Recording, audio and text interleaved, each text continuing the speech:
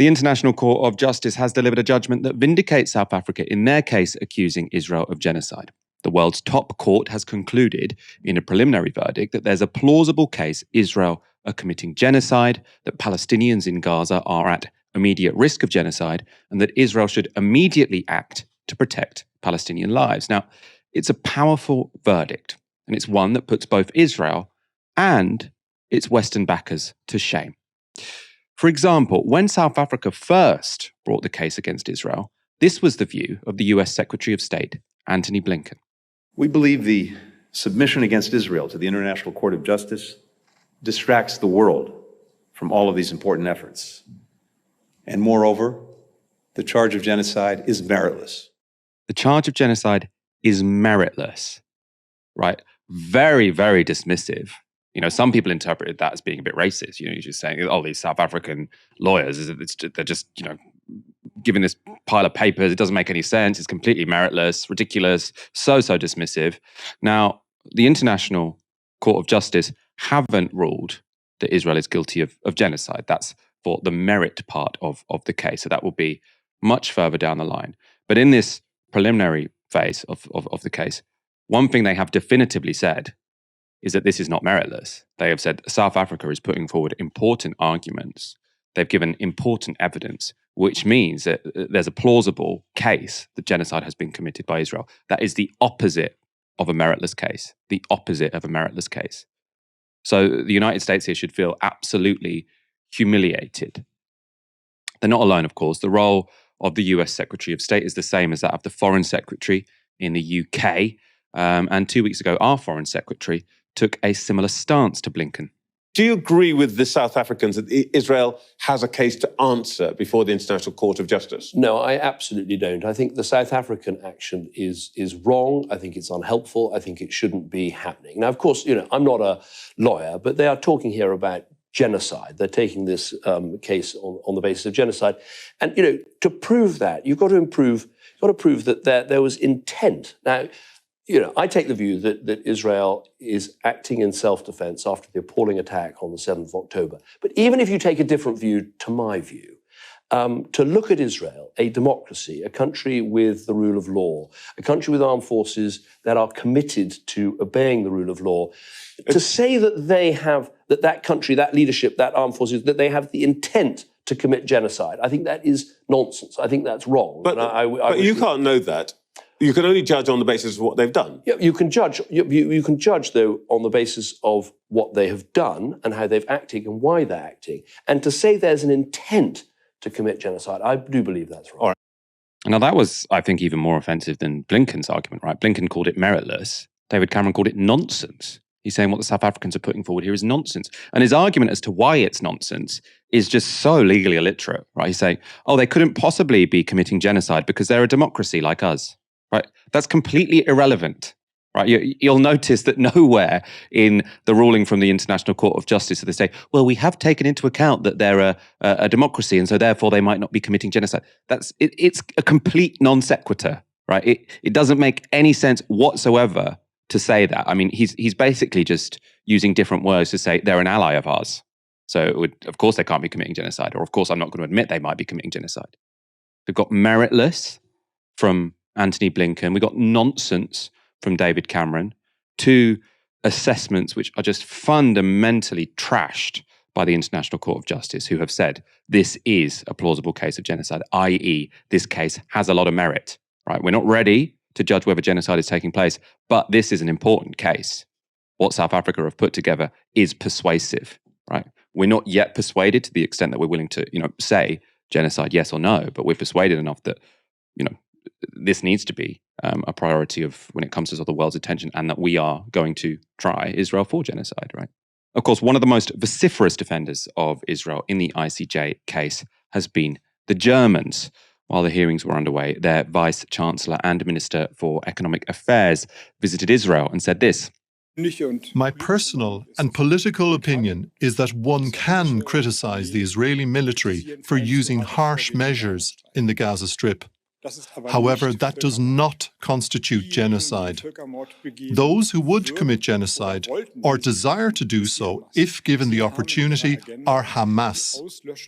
The annihilation of the State of Israel is on their agenda.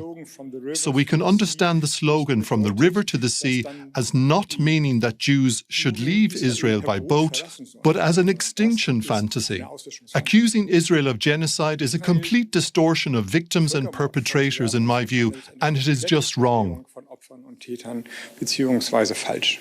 It's just wrong, right? It is a complete distortion. Now, the ICJ, again, they haven't said Israel yet is guilty of genocide, but they have not said it's a distortion of reality to suggest they are. They said it's plausible that Israel is committing genocide. Also, there's just the sort of immaturity of Western politicians. He's asked, is your ally committing genocide against a people, right?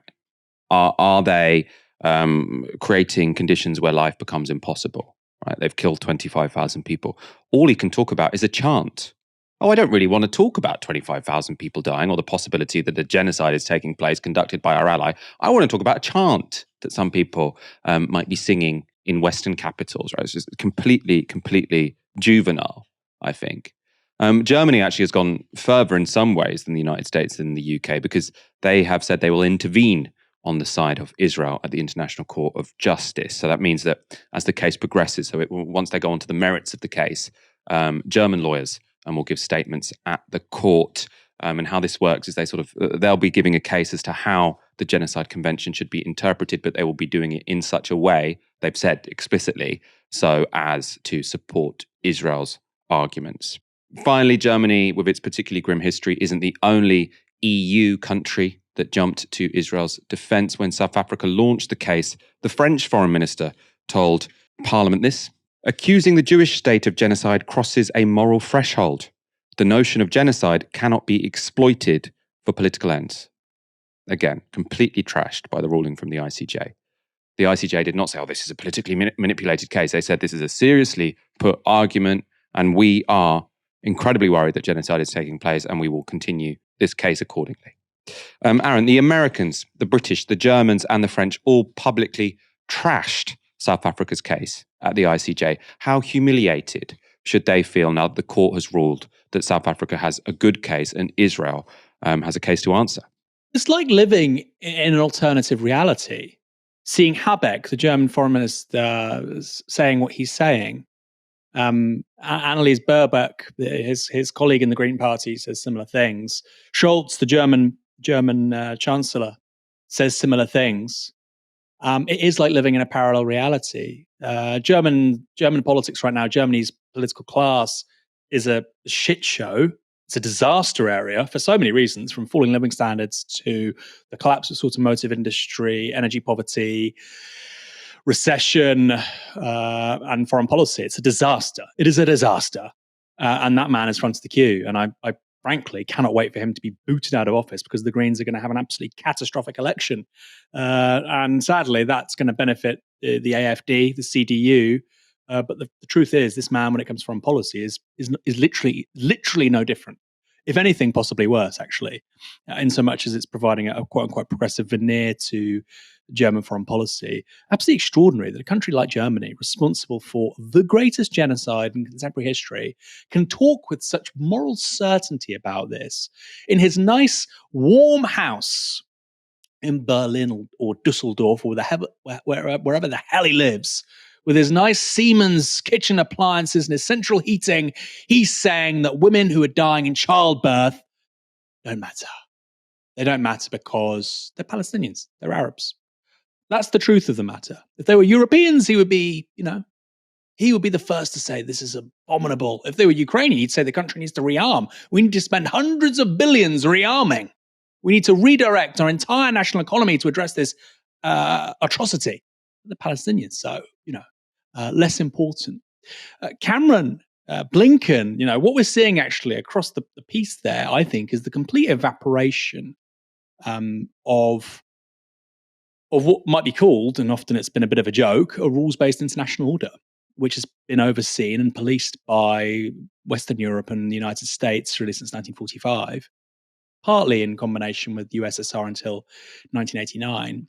But we are now seeing the complete evaporation, the evisceration of it, both morally. The entire world sees this thing as a joke now, right? And you might not see that reflected in the press in this country. But look, 2/3 of the world are in global south countries who completely disagree with what these guys are saying. From China to Indonesia to Latin America, it's quite obvious to me that Western Europe and the United States is losing any kind of semblance of global leadership, certainly ethical leadership on these kinds of things. And the people that best benefit from this, as I've repeatedly said, are the Russians and the Chinese. If China seeks to occupy and quote unquote take back Taiwan, there's absolutely no moral basis on which the Americans, the British, the French, the Germans can criticize that. Equally with regards to what Russia's done in Ukraine. Clear double standard at work. How can you argue against one and not the other? Defend one and castigate the other. You clearly can't. So I think really you've just offered, in brief, a series of clips which show the demolition of the rules-based international order, Western credibility on these kinds of issues. But also, and I mean, this is just an aside, you're looking at the Boston Celtics. You're looking at an all-star team with regards to historical genocide. The US, the UK, France, Germany. You might say that's in the past and so on and so forth. But it's a matter of fact, the world's greatest genocides in sort of living, recorded memory in recent centuries. We could go back a bit further to obviously the Spanish in South America and so on. But the great genocides of recent centuries, the Herero in Africa with regards to the Germans, the French in a bunch of places. Some might say there was genocidal kind of intent with regards to Algeria. The British in Australasia, Tasmania, particularly, there was a genocide. It's the first recorded real genocide of modernity is the British in Tasmania. That's actually one of the first sort of instances where we can even conceive of the idea of a genocide purposely effected in modern history. The idea that these states are calling out South Africa, of all countries, is striking, isn't it? And I know for people, again, watching, listening to this, principally in Britain, principally in North America, we have some people, of course, in Australia and Ireland too watching us. It might seem like you're being gaslit on this issue, but it's no coincidence, I think, that precisely the countries responsible for these abominable acts in recent centuries, and it is history. I'm not saying people today should be held responsible for things that happened in the past, but I don't think it's a coincidence that the precise countries responsible for that are unwilling to call something similar out in real time when it's happening on their watch. We do not have a rules-based international order. We need to be perfectly honest about this. Since 1945, the institutions, broadly speaking, that we all have to live with, from the World Bank to the IMF, have broadly been an extension of US power. The ICJ is something of an exception. That's why the US will never allow one of its people to be tried there. There's something called, I think, the Hague Invasion Act is the short sort of form term for it, which is that if a US national is ever tried in the international criminal courts, the US will literally invade The Hague. So this is something of exception in sort of the global multilateral architecture. But whether it's the UN Security Council, the World Bank, the IMF, these are all really expressions of imperial power, particularly from the US, which of course assumed that role of leadership with regards to global empire from the Europeans after 1945.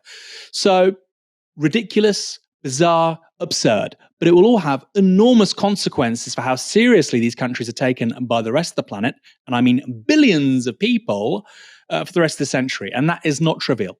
The Hague Invasion Act is actually in response to the International Criminal Court. So the International Court is very confusing. International Court of Justice is where states can, I know you know this, Aaron, this is sort of for the audience, the International Criminal Court, where you've got states can take states to court. So it's kind of it's similar to a civil court here. So it's the judges are adjudicating between two parties. In this case, obviously Israel and South Africa. The International Criminal Court is more like our criminal courts, right? So you have a prosecution, and there is a prosecutor at the ICC, and they can criminally try individuals.